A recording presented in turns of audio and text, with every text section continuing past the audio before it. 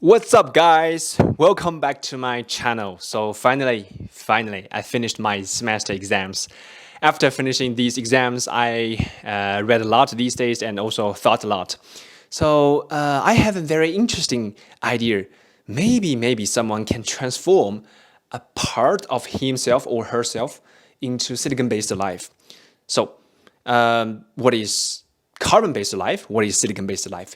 We ourselves are carbon-based life, which is an biological term. That's quite easy to understand, huh? So most life on Earth is based on carbon. So let's call them, maybe let's call us, and including other creatures on Earth, carbon-based life.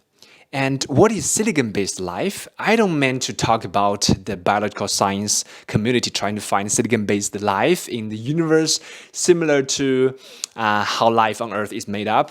This is obviously too professional, and I don't have a deep understanding of it.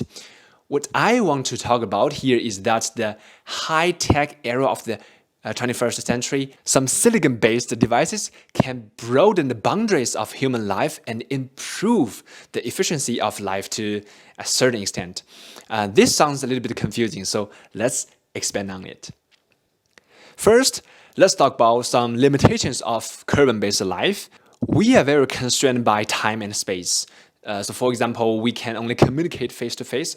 Of course, professors and the teachers from the universities and schools can also teach in a large classroom facing hundreds or even thousands of people.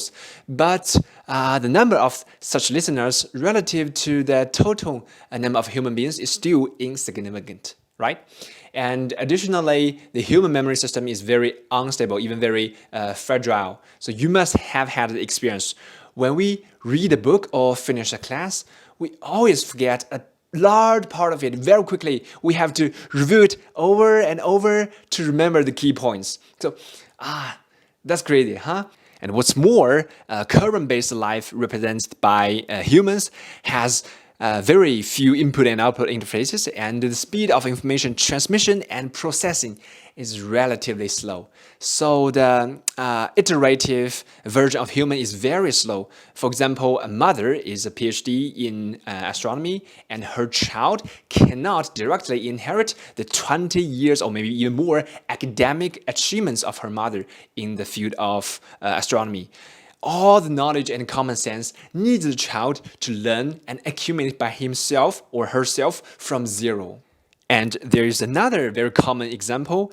It is not very easy for us to directly learn specific or instructive lessons from mistakes which made by others. Sometimes we can, but it is always difficult to do so, right? So I am thinking that when we transform or extend part of ourselves into silicon-based life, or deposit part of ourselves into silicon-based devices or technologies, we can somewhat overcome or reduce the shortcomings of being carbon-based life. When I say the world transform, it sounds scary, right? Do we have to replace a part of our body with a machine? Not really. Don't worry about that. So how to transform? For example, you can put your articles online or make videos and upload them to YouTube. Or you can also use code to turn your inspirations and ideas into an application. So yeah, etc., etc., etc. So when part of ours is transformed into silicon-based life, we have some very significant advantages. For example, the extension part of the silicon-based life of human beings can communicate with each other across the limitations of time and space. For example, very easy example, if I post these videos now, I will go to sleep in a while, but you can watch these videos at any time, right? In different time zones around the world. You can watch it today, you can watch it tomorrow, you can watch it in a month or even a year later.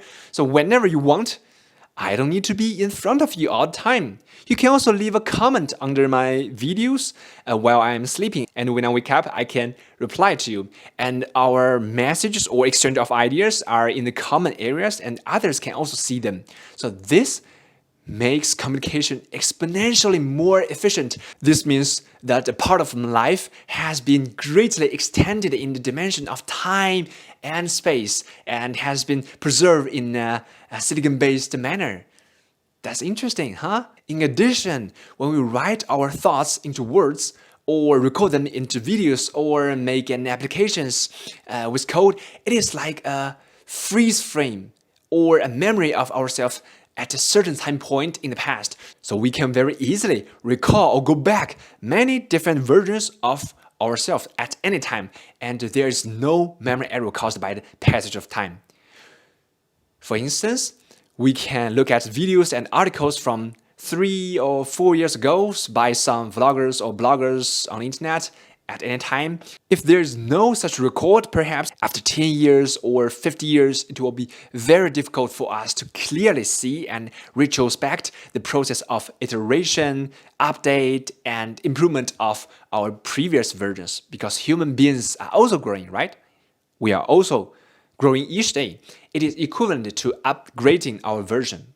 Furthermore, when we publish our work over the internet, maybe an article, maybe videos, we actually expose a part of our API to the public, such as our opinions or ideas about something or a certain field. People can exchange their thoughts and opinions on the internet, which allows us to efficiently obtain more diverse perspectives and to be more acutely aware of the shortcomings, weakness, and logical loopholes in our own thinking system. So in general, silicon-based technology and devices have greatly expanded the forms and dimensions of our carbon-based life, allowing our ideas and substrates to condense into ice crystals or silicon crystals or dragon glass and survive in a different and more tenacious way. So when you watch this video somewhere in the world, it also means that a part of my carbon-based life is presenting to you as a silicon-based form. So that's very, very interesting, and I'm also very excited about it. So what do you think about this topic? Please tell me your opinion in the comment section below. So see you next time. Ciao, ciao.